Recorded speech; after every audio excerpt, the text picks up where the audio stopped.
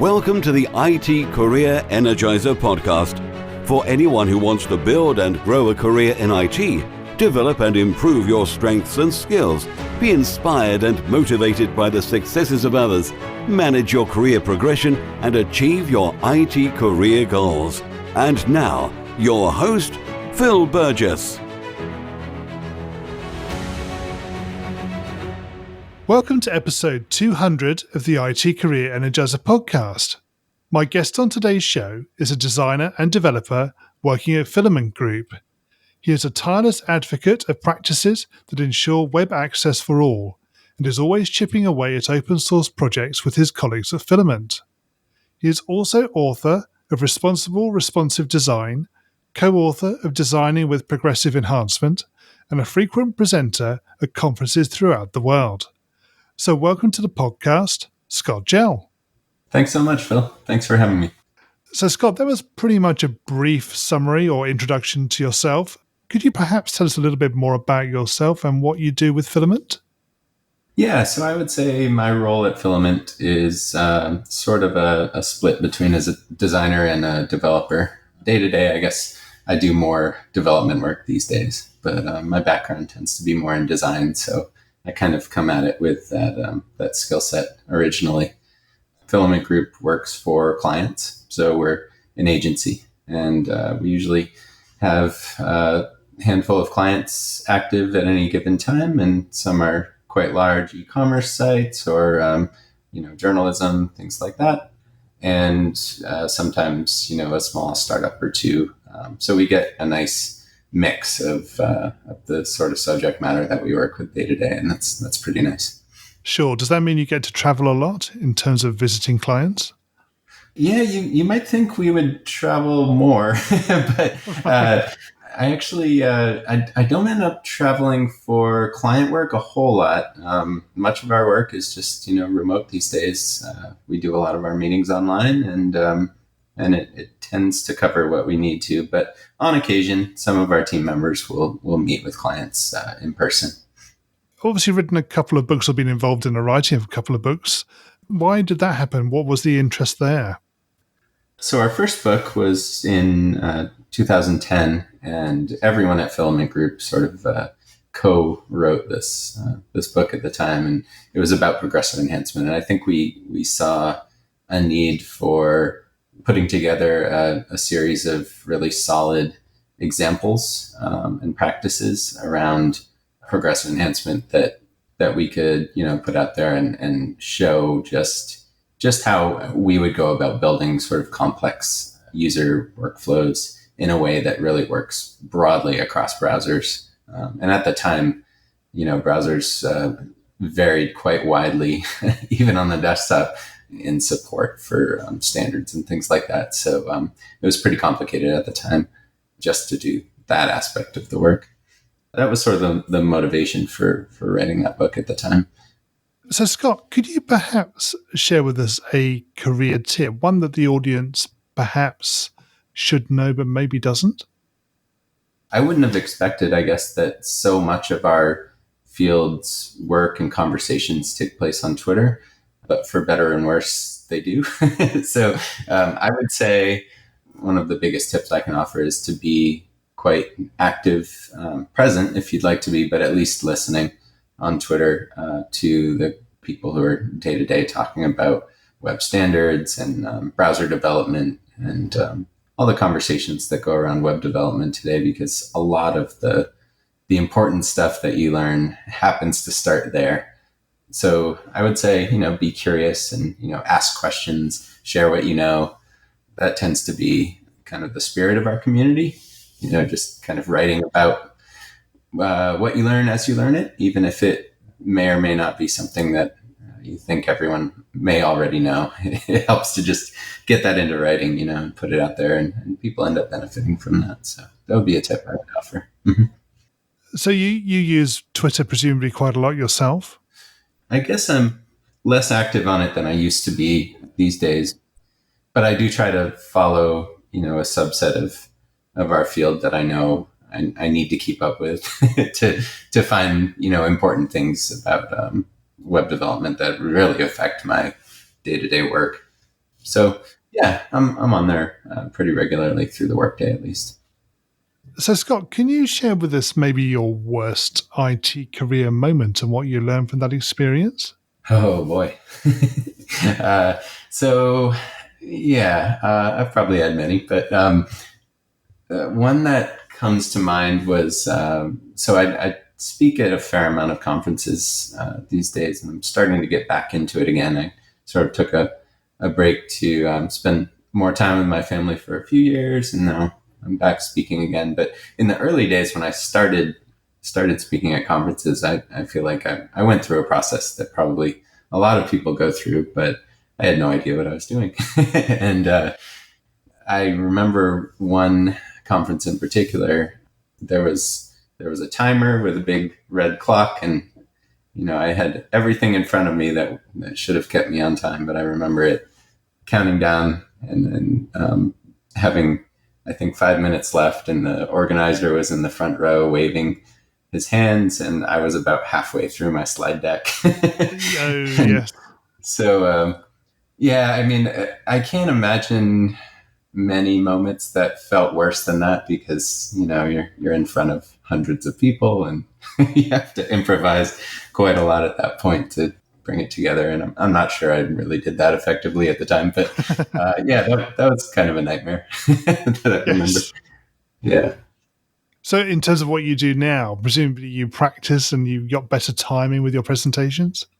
Yeah, I think so. Early on, I guess it's just really hard to know exactly how you'll do up on a stage, and I tended to just early on just sort of overpack my slide deck with far more than I would ever be able to get through, and it was all stuff that I was excited to talk about. So it's hard to find the focus within all of that and say, here's really the 5 or 6 points you should make throughout a 40-minute talk, and just try to learn how to focus on that. But yeah, I think I rehearse a lot better now. I tend to write my talks like a transcript before a conference now, and that's sort of a new thing I've been doing in the last year or two that I've found has helped me a lot with timing.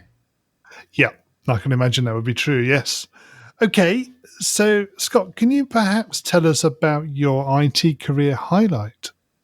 Filament Group was really lucky to be involved in the circles, I guess, in our community when responsive web design was first taking off and becoming a thing. Ethan Marcotte, who coined the term, is a good friend of mine, and he was sort of in and out of the Filament Group offices, pretty regularly as another Boston local and friend of ours, and we ended up working with him on the Boston Globe website at the time, which was sort of it was a really big deal for us to be involved in a site of that scale that wanted to take on responsive web design for the first time, and sort of prove it as something more than just a concept that works on web designers' blogs, but something that can really scale to huge audiences. So being a part of that project at the time was so exciting, because we had some really big problems we had to work through. One of them, I remember at the time, was that one of the key parts to responsive design working at all are media queries in CSS.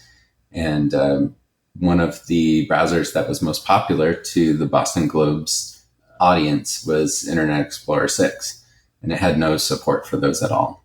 So we had to figure out an approach to making the site work really broadly for everyone.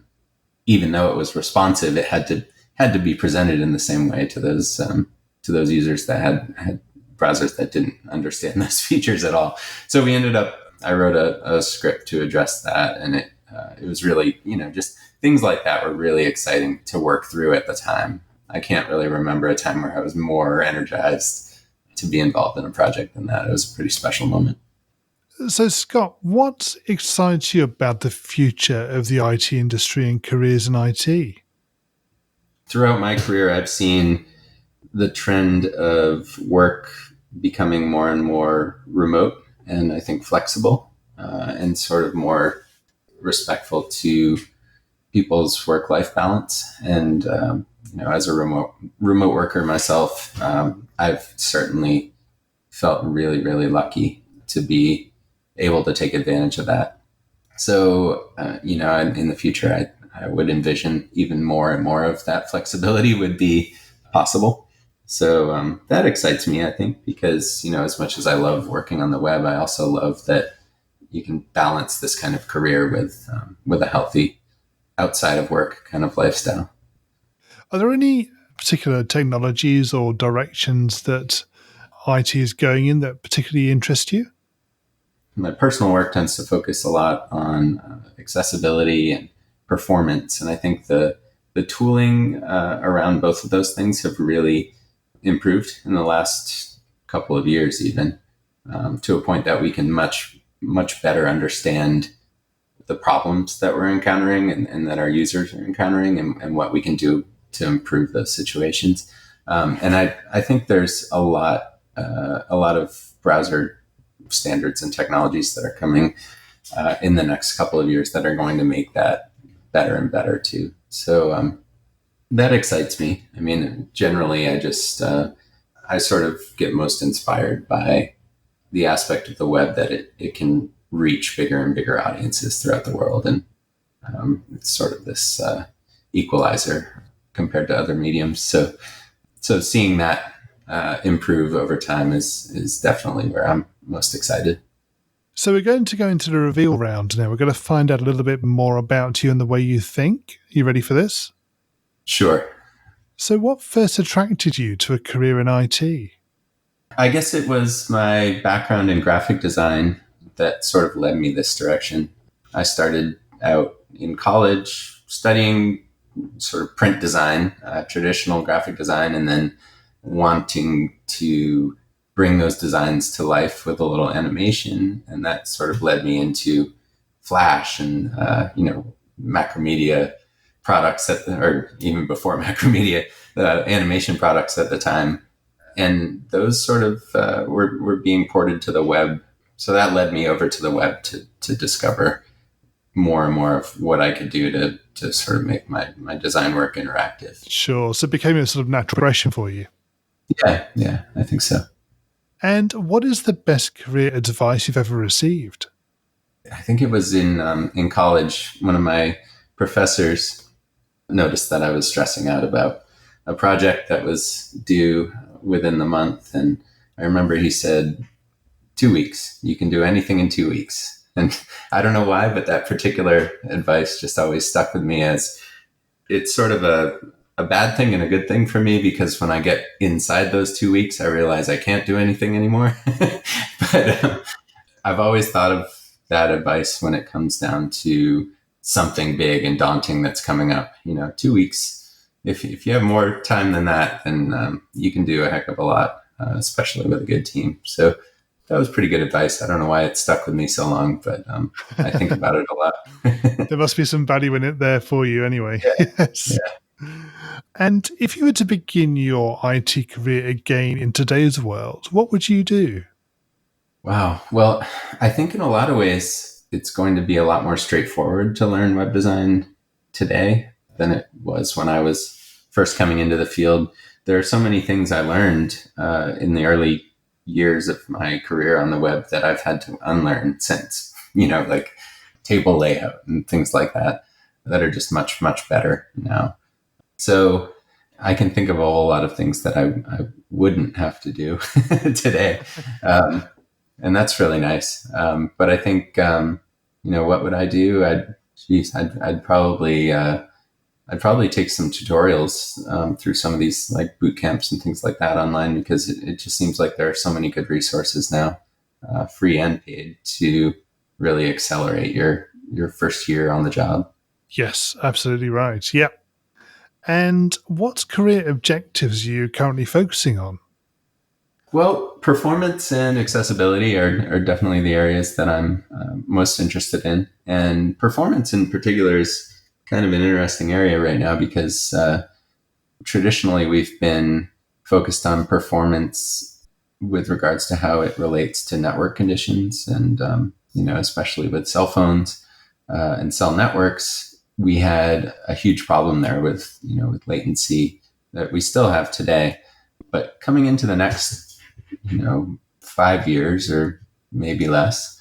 We're going to be seeing 5G support hopefully across the world, at least in urban areas first, and I think that is going to bring some interesting challenges to performance, because what we're seeing is that now that the network speeds on cell networks are improving, and they really are already, even before 5G comes, we're able to deliver a lot more code across those networks. And what we're seeing is the burden is shifting from the network, where latency and bandwidth used to be the bottleneck, to now the device, where many of the average devices throughout the world are not able to handle the amount of code that they're being delivered in a reasonable amount of time. So the faster the network, the more, say, JavaScript we can send to the device.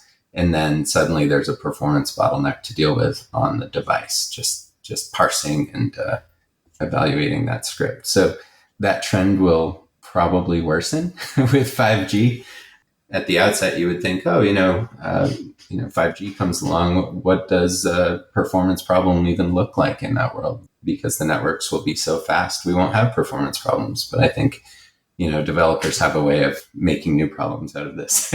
So I think that's what I'm most interested in, is how we're going to be able to deal with those problems we're already seeing them today. I think there's a chance that they could get much worse as networks get faster.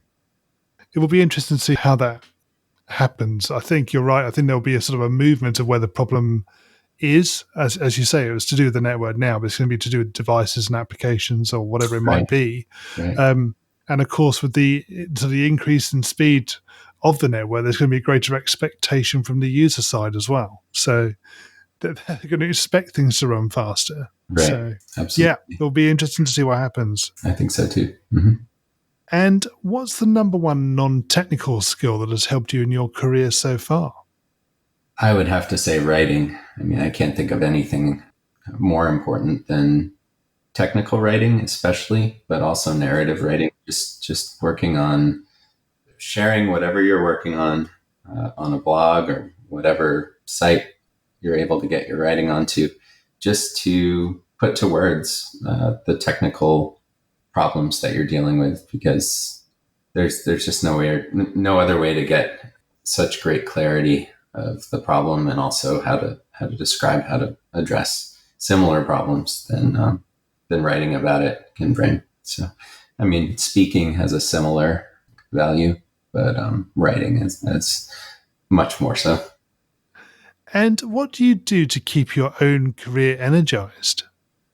Well, I like to listen to podcasts. I keep up with other podcasts like yours, such as Shop Talk, things like that, for sort of like the nitty gritty web design happenings. Those sorts of things expose me to people who are working on the web on very different kinds of aspects of the web. So that's really nice to have, especially working within a company that only has this, so much exposure to whatever you're working on day to day, to kind of like pay attention to what other people are working on. So that works for me. Also, just getting away from the computer, getting outside helps me when I get back to the computer, I think. Okay, and what do you do in your spare time away from technology? Well, I like to spend a lot of time with my family. I love to surf.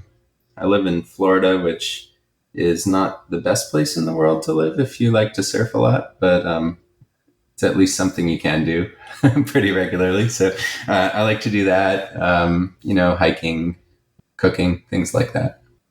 Scott, can you share a parting piece of career advice with the IT Career Energizer audience? Share what you learn, because that tends to be the default mode of the way the web works in our community. And I've seen how much it benefits my own career and others. So yeah, just write, blog. And finally, what's the best way we can find out more about you and connect with you? Well, I tend to blog most frequently on Filament Group's website. So that's filamentgroup.com. You can also find me on Twitter at Scott Jehl. My personal site is updated somewhat regularly. That's just my name.com, scottjehl.com. Scott, thank you so much for joining me on the podcast today. It's been great chatting with you. Yeah, thanks so much for having me, Phil. As always, my thanks go to my guest on today's show. You'll find a show notes page for today's episode on the IT Career Energizer website, which will be itcareerenergizer.com/e and then the number of today's episode. I also want to thank you for your continued support. It's always great to hear from listeners, particularly when they have suggestions about potential guests or ways to improve the show. And this was one of the reasons for creating the new IT Career Energizer community Facebook group. I'm really excited about taking the podcast forward, and I hope that you'll continue to support and listen to the show as it continues to change and evolve. Thanks for listening, and remember, if you're not growing your career, you're slowing your career. Thanks for listening to the IT Career Energizer podcast.